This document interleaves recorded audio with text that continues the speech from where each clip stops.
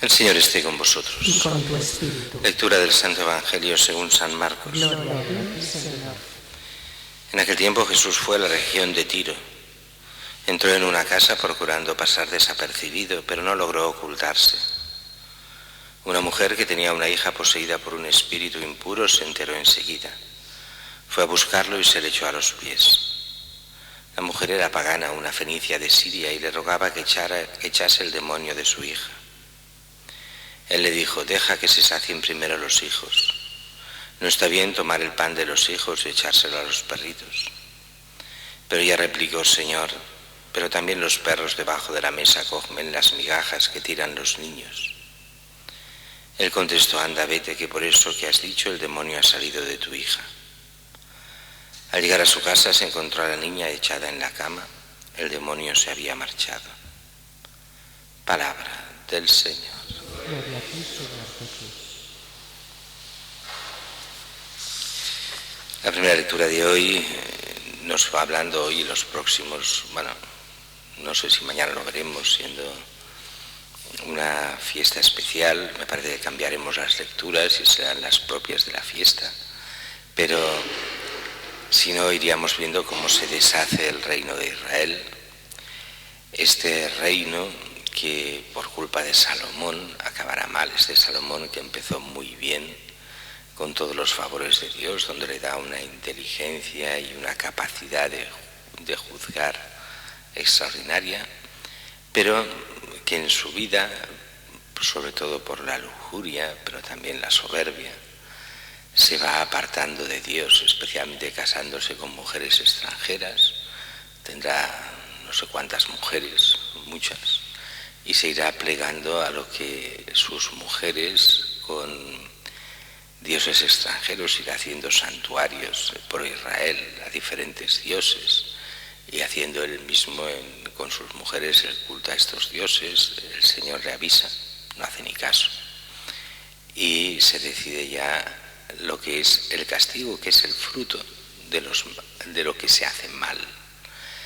Y el castigo será muy, muy claro. Pierdes el reino, no lo perderás tú, pero en el momento en que mueras, tu hijo heredará, sí, pero solo un trozo bien pequeño.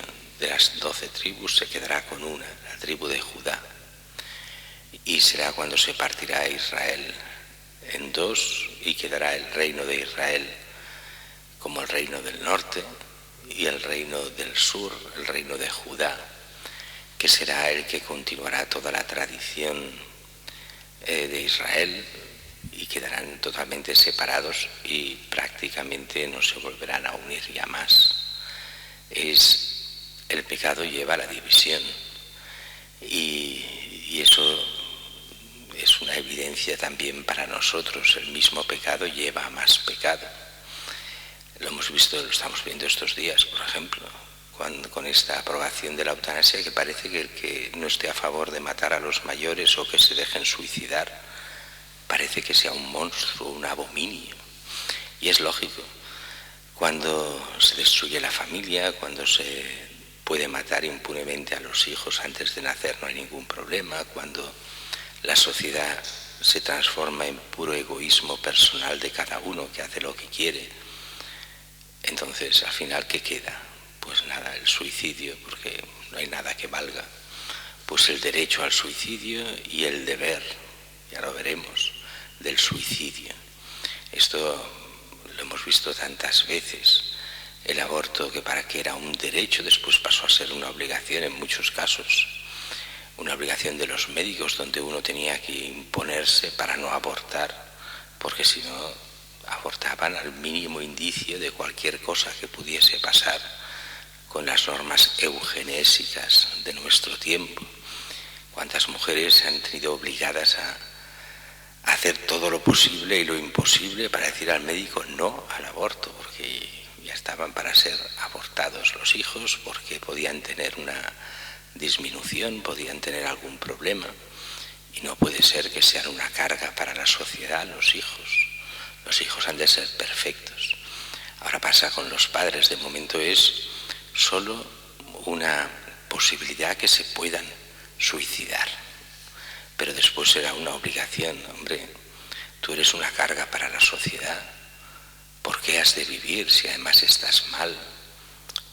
Primero será la posibilidad de suicidio, después será que los familiares decidan, y claro, ante las herencias y estas cosas, pues ya sabemos lo que decidirán muchos hijos.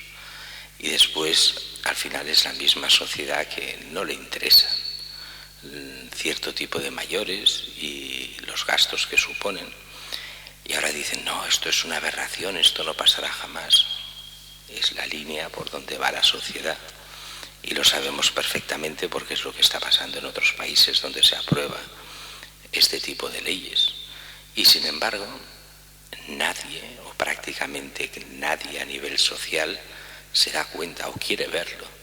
Eso es un progreso para la sociedad.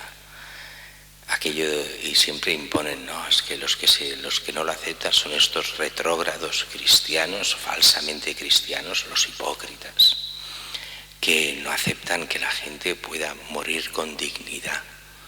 Morir con dignidad sería realmente esos cuidados a los mayores que no se les prestan tantas veces y se les dejan abandonados.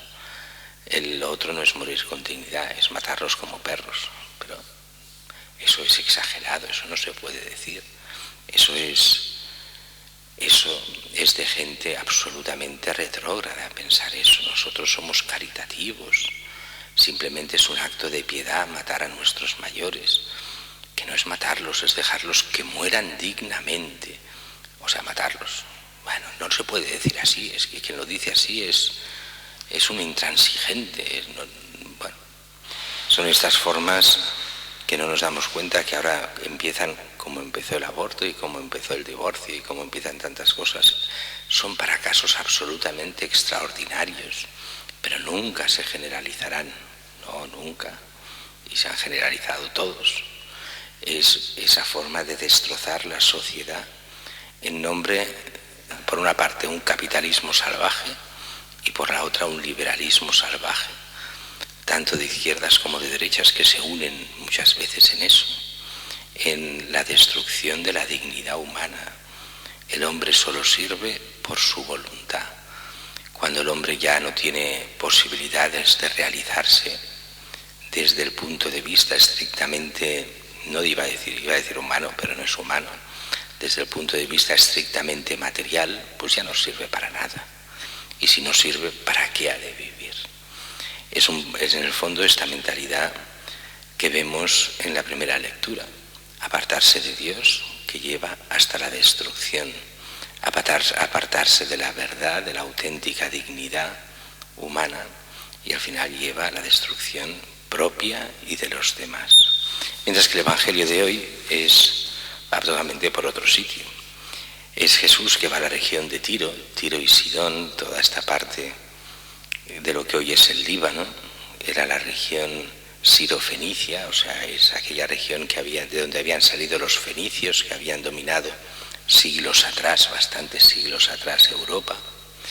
Eran los grandes comerciantes y que después fueron pues sometidos por los griegos y después por los romanos.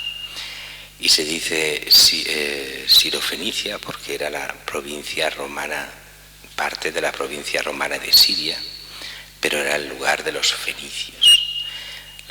Zona pagana, aunque habían muchos judíos por allí, pero la zona como tal era pagana. Y dice que Jesús está en esta región de Tiro y quiere pasar desapercibido, entra en una casa y viene esta mujer, una mujer sirofenicia, o sea, pagana, no judía, que tiene una hija poseída por un espíritu impuro. Va a buscarlo, se le echa a los pies y le rogaba que echase el demonio de su hija. No sabemos qué hacía ese demonio ni nada, solo que ella dice que tiene un demonio y que quiere que Jesús se saque el demonio. Y Jesús la trata aparentemente mal, la trata con el lenguaje judío de la época. Los paganos se les llamaba perros, así les llamaban los judíos a los paganos. Y él dice, deja primero que se sacien los hijos, no está bien dar el pan de los hijos a los perritos. Ella como si fuese una perrita, y su hija también.